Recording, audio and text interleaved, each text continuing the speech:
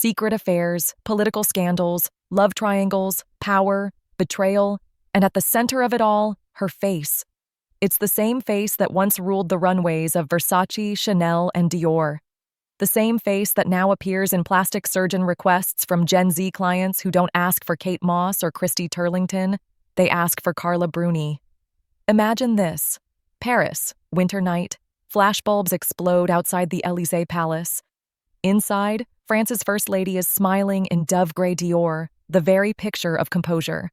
Outside, the tabloids are on fire with stories of her past lovers, rock stars, actors, billionaires, and whispers about the power she holds behind those palace walls. She was more than a supermodel, more than a musician, more than a first lady. Carla Bruni was a muse, for designers, for presidents, for herself. But before the diplomatic gowns and official titles, there was a 19-year-old Italian girl with a secret family history, fleeing political violence, and carrying nothing but a Metro Pass photo into her first modeling agency.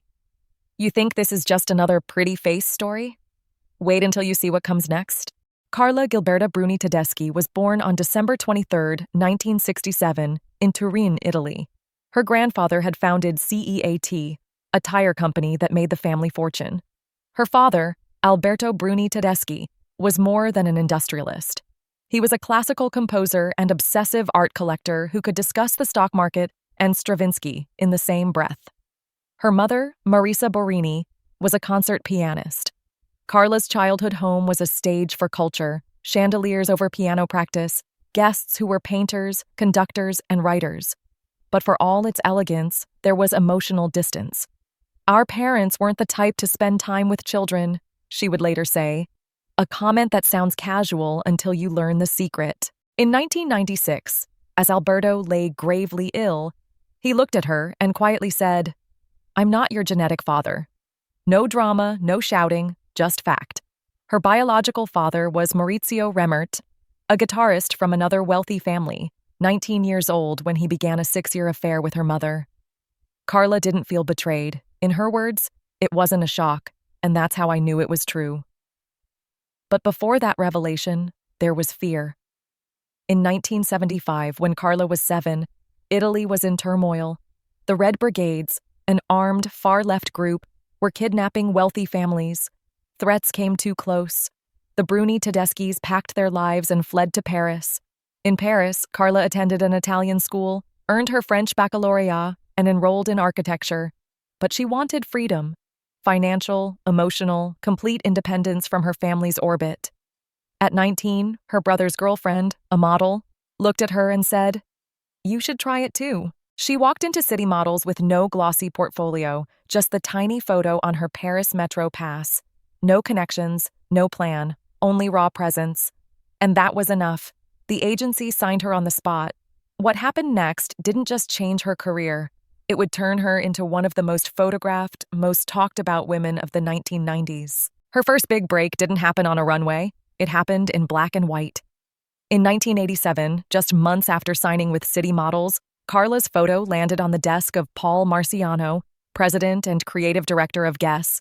He flipped through dozens of model composites and stopped. The girl in the tiny Metro Pass photo was suddenly staring back at him, cool, unreadable, in control. She wasn't famous, she hadn't fronted a single campaign, but Marciano knew she was the one. The resulting Guess campaign, shot in Paris by Wayne Mauser, was provocative even by late 80s standards. In one image, Carla sits on the lap of an older man, her eyes locked on the camera with icy precision. It wasn't just sexy, it was power disguised as stillness. The ad ran worldwide. Overnight, Carla wasn't just in the fashion industry, she was shaping it. From Guess, the floodgates opened. Dior, Chanel, Yves Saint Laurent, Versace. But it was Gianni Versace who made her a fixture. From 1990 until she stepped away from modeling in 1997, she walked nearly every Versace show. Fall 1992's bondage-inspired collection, red straps, high heels, a stare that could cut glass, became one of fashion's most replayed moments. Then came John Galliano, in his Pré-Dior days, casting her in a gown so ethereal she later wore the same piece decades later, proving some designs, and some women, never date. Karl Lagerfeld at Chanel loved her cool polish. her refusal to overplay an expression. Yves Saint Laurent's minimalist tailoring seemed made for her statuesque frame. She wasn't afraid of risk either. In 1994, she opened a Vivienne Westwood show in a faux fur coat, then dropped it mid-runway to reveal a matching fur bikini and G-string. The audience gasped. Carla didn't flinch. It wasn't shock for shock's sake. It was Westwood's rebellion, executed with Bruni's composure. By the mid-1990s, she was one of the top 20 highest-paid models in the world, earning an estimated $7.5 million a year. Over 250 magazine covers, Vogue in multiple languages, Harper's Bazaar, Elle, Glamour, photographed by Steven Meisel, Peter Lindbergh, Helmut Newton. But what made Carla truly dangerous in fashion was that she understood her value beyond beauty. Designers loved her mind as much as her face. She knew when to lean into elegance, when to weaponize mystery. And she attracted the same fascination off the runway. Rock stars, actors, billionaires. Carla's love life became its own tabloid genre. Eric Clapton reportedly called her the love of my life. Mick Jagger left the mother of his newborn for her. French actors, American rumors, even a fabricated Donald Trump connection. Her romances blurred the lines between gossip and legend. By 1997, she was 30, the age when most models get phased out. The calls slow, the spotlight shifts, but Carla didn't wait for that. She stepped away on her own terms, without a farewell tour or a decline to mourn. And that was the first sign. Carla Bruni wasn't just a model, she was a strategist. And her next move would be her most unexpected yet. For most models, the fall means fading bookings, a younger face in the campaign you once owned. For Carla Bruni, it meant something else entirely, a collision between her personal life, her public image, and a press corps obsessed with turning her into the headline. By the late 1990s, she had already left the catwalk, but she hadn't left the spotlight. Her love life was the new runway, and every relationship was front-row news. It started innocently enough. Rock stars, actors, a few high-profile flings. But in 2000, she stepped into a story that would redefine her reputation in France. The setting: Morocco, a vacation estate belonging to Bernard-Henri Lévy, philosopher, media celebrity. Carla arrived with Jean-Paul Antoven, a suave literary editor and her companion at the time. But then Jean-Paul introduced her to his son, Raphael. Younger, brilliant, a philosophy professor with deep eyes and sharper ideas. The attraction was instant, and the fallout was brutal. Raphael left his wife, novelist Justine Lévy, daughter of Bernard-Henri. Justine's response wasn't a press statement, it was a novel. Rien de grave, nothing serious. A thinly veiled account of her marriage imploding, with Carla reimagined as Paula, the cold, glamorous man-stealer. One line stung above all: she takes everything. She takes your man, your place, your life. Carla didn't deny it. She smiled. I have not one day of regret, she told Vanity Fair. It was the kind of remark that split opinion. Some saw unapologetic honesty, others saw arrogance. For 6 years, she and Raphael were partners. They had a son, Aurélien, in 2001. Carla retreated from public social life, trading front rows for home studios.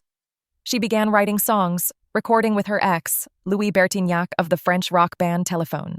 In 2002, she released Quelqu'un m'a dit, an album of intimate, poetic chansons that went triple platinum in France.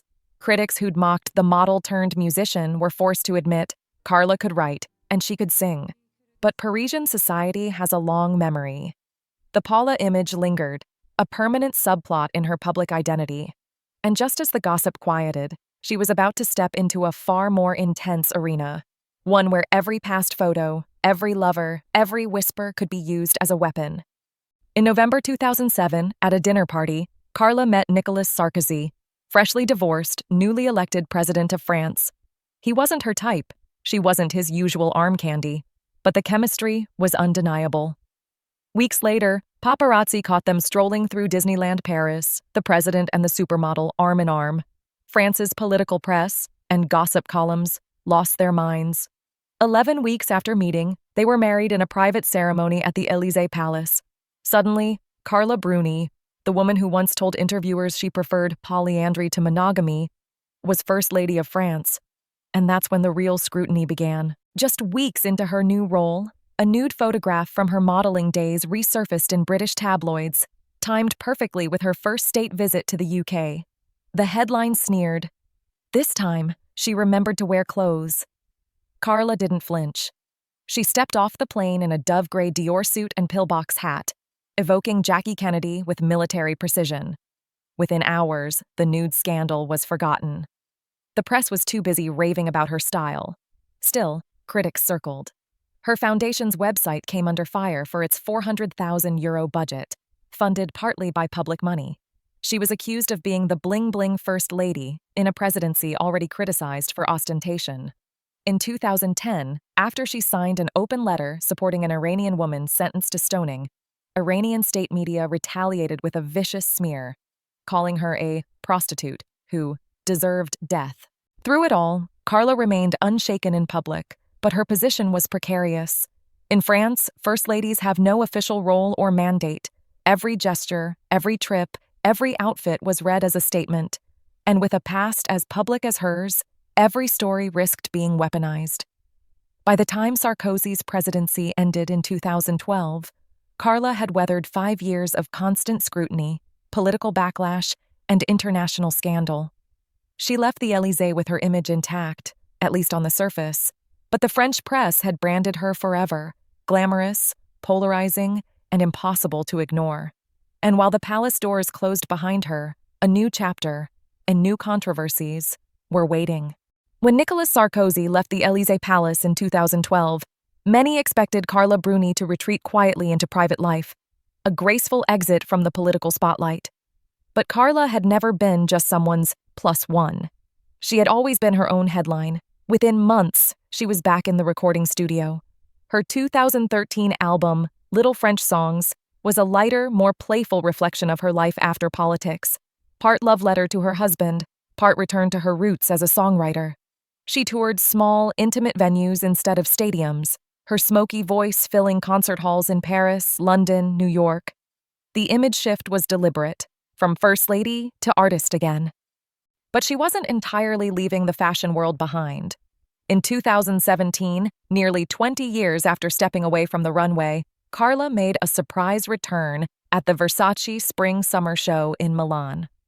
The moment was electric. Naomi Campbell, Claudia Schiffer, Cindy Crawford, Helena Christensen, and Carla Bruni, walking in unison to honor Gianni Versace. The crowd roared. The internet lit up. It wasn't a comeback. It was a reminder. She had never really gone. Even lingerie's most high-profile stage wasn't off limits. In her mid-50s, Carla modeled for Victoria's Secret, defying every outdated idea of when a model's career should end. Her walk wasn't about reclaiming youth. It was about redefining it. Still, her post-political life was not without turbulence. In July 2024, Carla was formally charged with witness tampering and conspiracy to commit fraud in connection with an investigation into Sarkozy's 2007 presidential campaign and alleged Libyan financing. Her legal team called the accusations unfounded, but the restrictions were immediate. She was placed under judicial supervision and banned from contacting anyone involved in the case except her husband. Once again, her name was back in global headlines, this time not for an album, a runway, or a diplomatic appearance, but for a criminal charge. For some, it was a scandal that confirmed their suspicions about the bling-bling Sarkozy years. For others, it was proof that Carla Bruni had always been more than ornamental. She was a political player, for better or worse. Yet through every reinvention, model, musician, muse, first lady, defendant, one thing has remained constant: her ability to control her own narrative. She has never let the press define her for long. Today, Carla splits her time between Paris, touring with her music, and standing beside Sarkozy at public events and court hearings. On stage, she appears with an acoustic guitar, speaking softly between songs. In court, she walks past flashing cameras with the same calm stare she once carried down the Versace runway. Her legacy is complicated. She is celebrated as one of the great beauties of her era, a model who crossed into music and politics without losing her sense of self. She is criticized for her scandals, her perceived elitism, and her unapologetic past. She has been called an icon, a manipulator, a survivor, and a strategist. But maybe that's the point. Carla Bruni's story was never meant to fit into a single definition. She blurred the lines between glamour and influence, between muse and mastermind. And somehow, after decades of reinvention, she's still here, still standing, still singing, still a headline. Because beauty fades, scandals fade, but presence, the kind Carla Bruni mastered long ago, never really disappears. Was Carla Bruni a symbol of elegance who simply followed her heart, or a strategist who always knew where each step would lead? Her life defies easy labels. She was a supermodel who stepped away at her peak, a musician who silenced critics with platinum records, a first lady who navigated scandal and diplomacy in equal measure. She's been photographed in couture and trailed by paparazzi through court hallways. She's inspired designers, rock stars, and political leaders, and outlasted more than one public reckoning. Her story forces us to ask, can you ever truly leave your past behind, or does it follow you into every new role? Can someone be both muse and mastermind? Today, Carla Bruni still walks into a room, or a courtroom, with the same composure she once brought to a runway. Whatever you think of her, she's still standing, still singing, still in control of her narrative. So, what do you see when you look at Carla Bruni? An icon, a scandal, or something far more complicated? Because in the end, she didn't just live in the spotlight, she learned how to bend it.